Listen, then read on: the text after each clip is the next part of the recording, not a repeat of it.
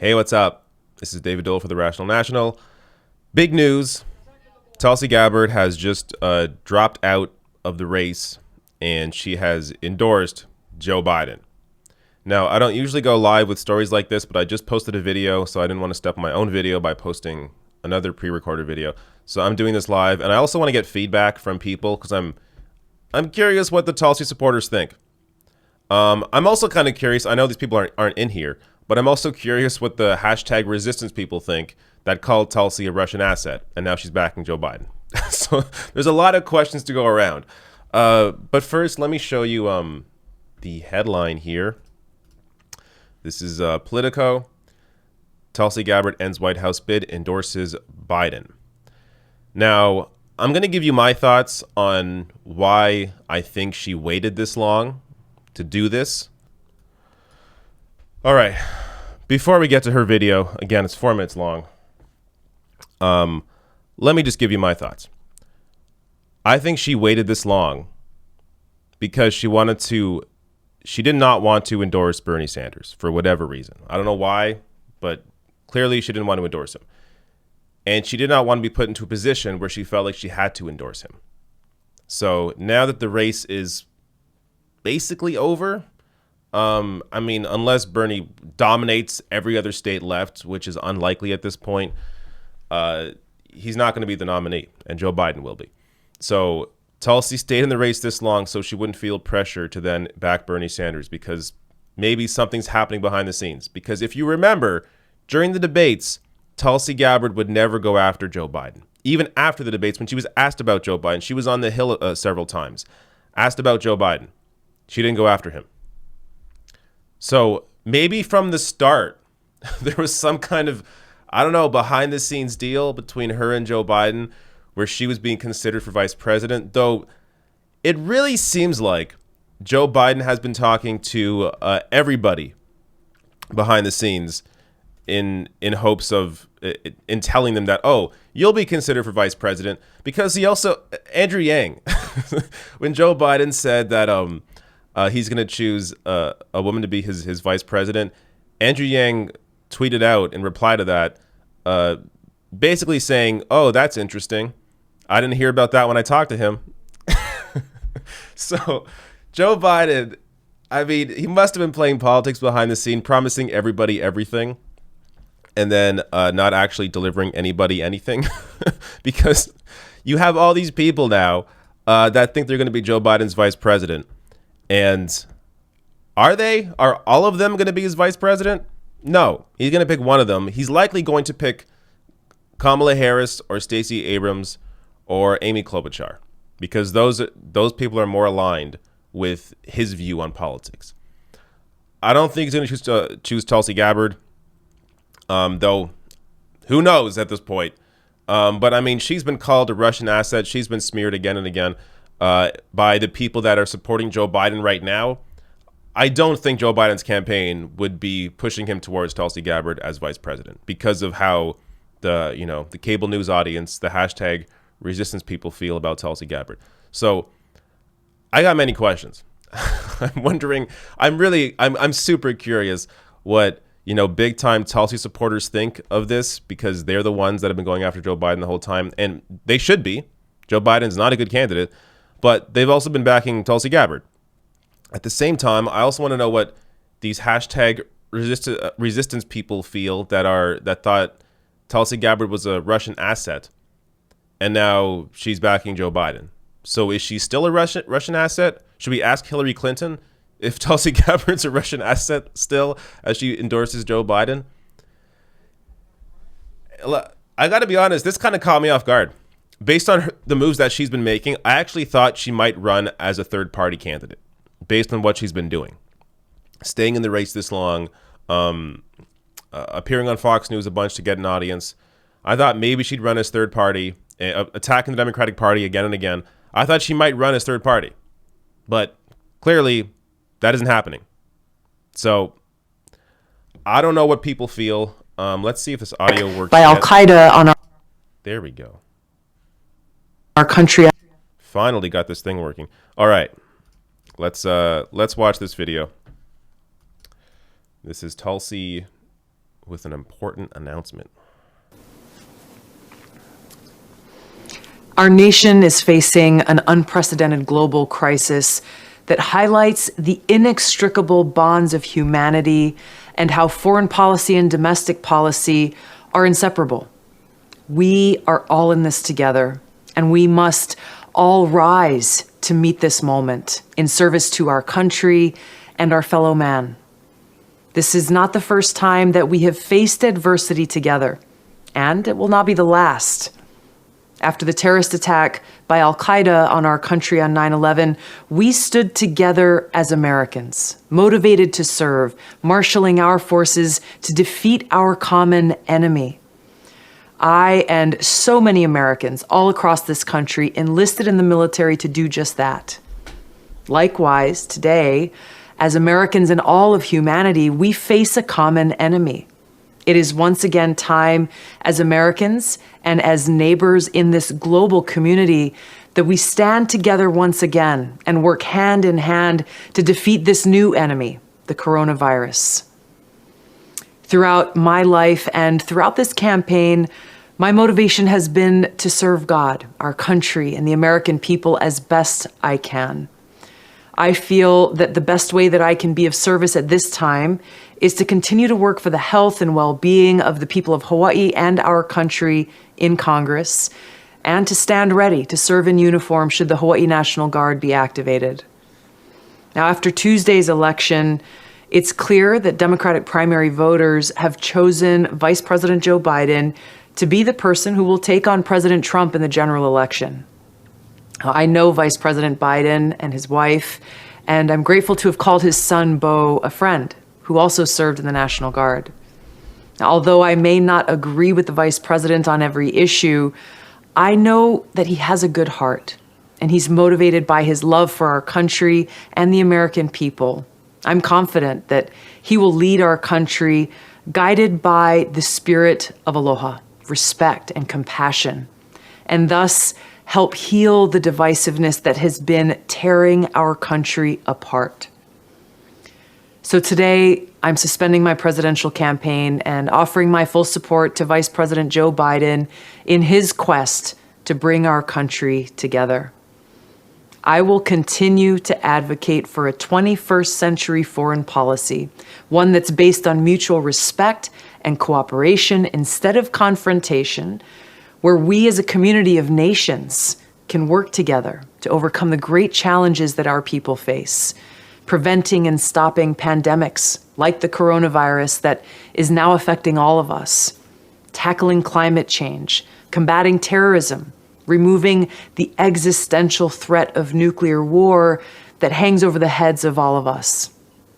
I will continue to do everything that I can to help bring about an end to the new Cold War and nuclear arms race and end regime change wars, which are costing us trillions of dollars, so that we can invest these precious resources in the needs of the American people. Things like healthcare, rebuilding our infrastructure, education, and so much more. I want to extend my best wishes to my friends, Senator Bernie Sanders, his wife Jane, Nina Turner, and their many supporters for the work that they've done. I have such a great appreciation for Senator Sanders' love for our country and the American people, and his sincere desire to improve the lives of all Americans. To the many people all across our country who've dedicated their time and energy and resources to my campaign, working tirelessly to help get our message out, I want to thank you from the bottom of my heart. I look forward to speaking to you more in the coming days about why I made this decision and how we can continue to work together for our common cause. All right. Pretty standard politician response there, or I guess statement. She's trying to somehow, in some way, be uniter, complimenting both Biden and Bernie Sanders. Talking about how she was friends with Beau, Biden's son. Look, I said from the start, I said from the start, when she would not go after Joe Biden on stage, and she was going after everybody else, and even afterwards, in media appearances, when she was asked about Joe Biden, she avoided going after him. I wondered, is something going on there? And then she stayed in the race way past any chance of her winning. I mean, she should have actually dropped out, I'd say even before Iowa, but fine. You stay in for Iowa, stay in for the first 4 states. You don't win anything. At that point, it makes sense to drop out and maybe endorse Bernie Sanders. But if there was something going on behind the scenes with her and Biden, then it makes more sense that she would stay in the race until there was no path for Bernie Sanders and then drop out and back Biden. So it seems like she's not, betraying the Sanders movement, but instead is just backing the candidate that she thinks is going to win the nomination. And she's probably right in that sense. Biden is almost 100% the nominee. So I don't know. I want to get people's thoughts in the chat. I think I saw one person. The actual chat's going too fast, but if you have super chats, send them in. I'll also try to get just the regular chat as well. But let me get to the super chats because as I said earlier, I really want to hear from 2 different groups. The hashtag resistance group that I'm sure is not in my chat, but the people that thought Tulsi was a Russian asset. I want to hear what you think about this now that she's backed Biden. And I also want to hear from the diehard Tulsi supporters that I assume would have issues with Joe Biden, what they think about this. But let me read here. So Jose Ramirez says, I'm so disappointed. I will never vote blue. I'll make sure to tell people to not go out to vote for Biden. All right. The actual chat is going at a very quick pace. Let me see if I can. I'm seeing a lot of profanity here. Just so you know, YouTube automatically blocks profanity. So I don't know. At least try to hide your profanity to get around the filter. So I stopped here on Mama Bear says, quit with the unity bullshit. If uppity want to unify, it'd be smart to unify behind the youth of the party. We are the future. I don't know what uppity is. The mastermind says 4 years ago you committed the same mistake. Jan says sell out. A lot of snake emojis here. Yeah, so it's kind of hard. Chat's going crazy. It's kind of hard to judge what people are feeling right now. It's also hard to know who these people are. I mean, I want to see some actual Tulsi supporters. It's hard to know if any of you were even a Tulsi supporter to begin with. But another super chat just came in. Let me check it out.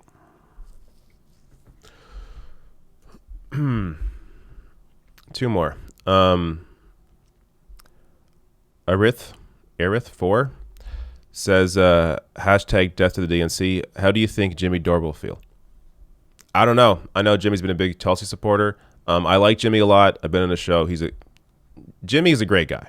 You're never going to see me, attack Jimmy. But I don't know.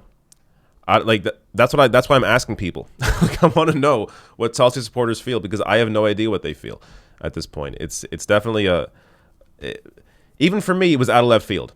So if you're a Tulsi supporter, I imagine it's even more shocking for you. Janae Burnett says, what do you think is going on with our progressive leaders? Have they sold out? Hashtag never Biden. A lot of them are, look, here's the reality. A lot of them are politicians. They want power. They seek power. That's what they seek. Bernie Sanders has had a lifelong 40-year fight. This is why I was telling people, Bernie Sanders is a once-in-a-lifetime candidate because you don't find many people like this. You don't find many candidates that have a 40-year record of saying the same thing, fighting for the same issues when nobody was listening to them, being a leader on issues like LGBT rights, like on healthcare, on helping the poor and the middle class, on wealth inequality.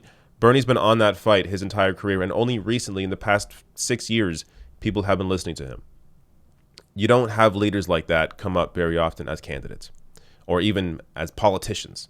Most politicians give in to the system. Bernie didn't. So we're seeing very clearly that everyone that pretend to be progressive, like Elizabeth Warren, for them, it ended up all being about power and prestige and self-care. In the case of Elizabeth Warren, it was never about the policies, never about actually helping people, because if it was, they would have fought for the one candidate that was actually honest about doing that. Hear more coming in.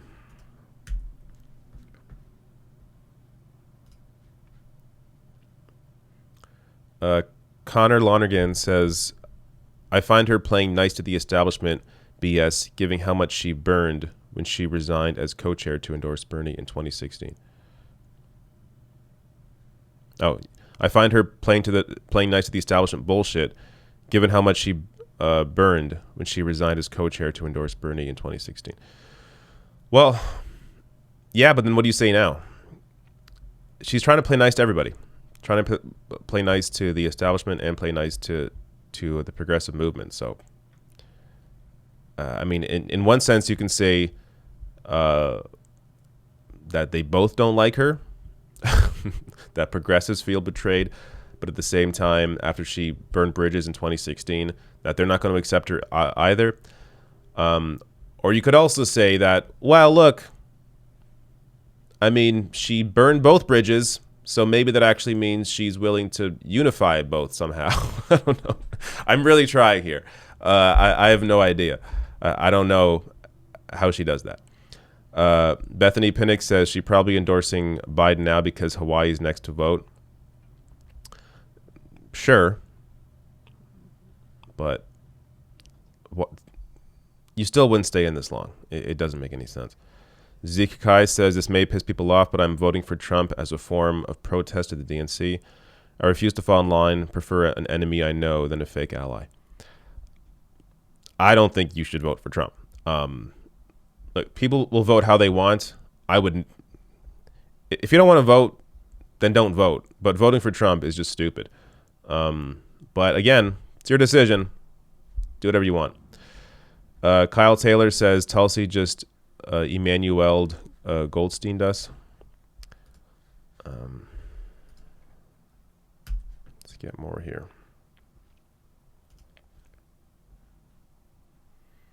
Carol K. Bernie till the end. Cutthroat Juggalo says March on Milwaukee. Yeah. I don't know. So I'm not going to keep this going too much longer. There's not much else to say. I mean, she dropped out, backed Biden. This was... I mean, I feel like I should have saw this coming, considering she was not going after him during the debates, would never attack him when she was actually active in the race, and then stayed in this long, right up until the point that it seemed like Bernie couldn't be in the race anymore, and then dropped out. It seems almost too obvious now that this would happen. But you had the people calling her a Russian asset. Hilarious. Now she's backing the Democratic nominee. And then you have people thinking that, you know, she's the second coming of Christ. And that ain't true either. So it's always good to sort of, I don't know, not put all your eggs in one basket unless it's clear the candidate is completely honest and has always been honest, like Sanders, who has a 40-year record you can look at and be like, this man has been saying the same thing forever. But in most cases, politicians aren't like that. They don't have a record like that. So, all right, a couple more super chats here before we go. Adrian Munez says, time for a third party, screw the D's and R's. James says, this is how Biden wins Bernie supporters over. What is this? This is a tweet. This is how Biden wins Bernie supporters over. Let me look at this tweet. So this is what a person says. As a Bernie supporter, here's how Biden can win us over. He needs to visit the voters, let them know he cares in these troubling times. Go to hospitals, shake hands, kiss the dying or dead on the lips. Inhale next to celebrities such as Tom Hanks. Here's help in patient zero. All right, that was good. You got me. That was funny. Oh shit. That was a slow build. That's a good tweet. Because the reality is, there's nothing Biden could do. There's nothing Biden could do. Like, apart from like making Bernie Sanders his vice president, which he's not going to do because he's going to pick a woman, so that's not going to happen. But Nina Turner or Rashida Tlaib as vice president. How about that? Somehow putting into stone that you're not going to have anybody from Wall Street in your cabinet. How about that? I mean, that's a start. Because Biden can make promises and say, oh, yeah, I support Medicare for all now. Is anybody really going to believe him? Like, come on. Like, Biden lies all the time. He lied over and over again in that Sunday debate about his record. Like, he's not, even if he says, oh, this is my platform now, that doesn't, the platform means nothing. It's what are the actual concrete steps, moves you have made? And vice president is like the first step. And we know he's not going to pick Nina Turner or Rashida Tlaib. It's going to be Kamala Harris, Stacey Abrams, or Amy Klobuchar.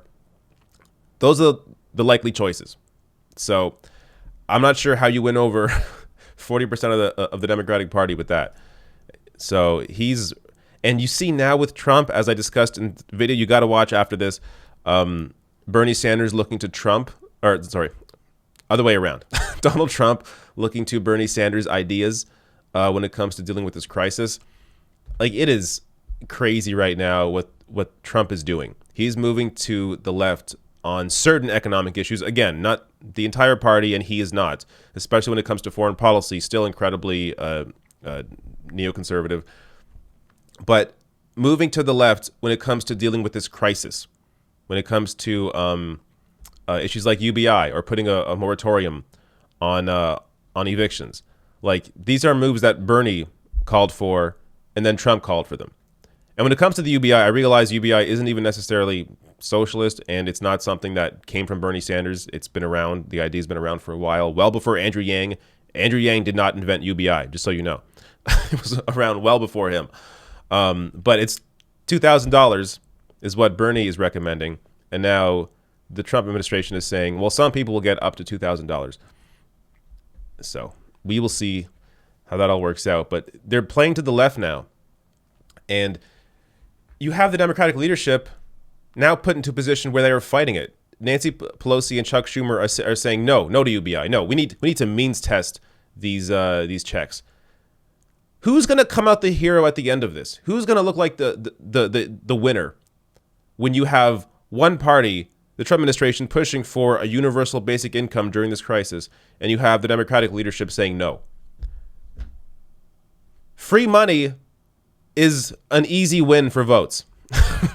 You have Trump doing it, Democrats fighting against it. Clearly, it's going to help Trump.